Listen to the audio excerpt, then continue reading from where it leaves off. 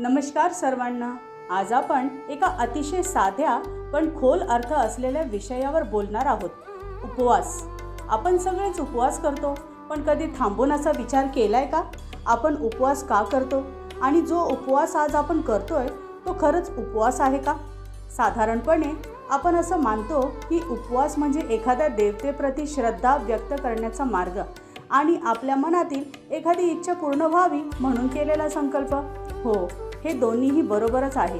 आपण ज्या देवतेची पूजा करतो त्या देवतेप्रती आपल्या मनात कृतज्ञता आहे, प्रेम आहे, श्रद्धा आहे हे दाखवण्यासाठीच आपण उपवास करतो।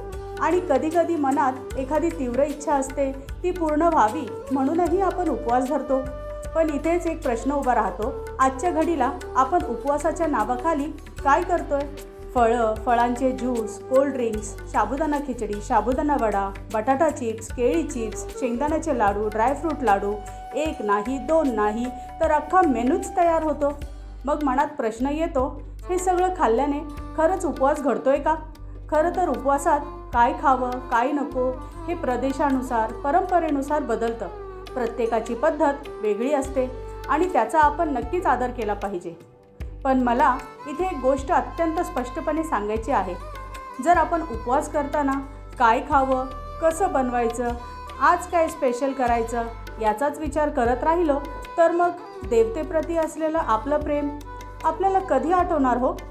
आणि जी इच्छा मनात आहे तिचा भाव देवतेपर्यंत कधी पोहोचणार? उपवासाचा खरा अर्थ आहे संयम। जितका उपवास साधा, जितका आहार कडक, तितकी श्रद्धा अधिक शुद्ध होत जाते। कारण तेव्हा आपलं लक्ष खाण्यावर नसतं आणि ते पचवण्यावरही नसतं, तर पूर्ण लक्ष जातं ते आपल्या भक्तीकडे, आपल्या संकल्पाकडे आणि आपल्या देवतेकडे।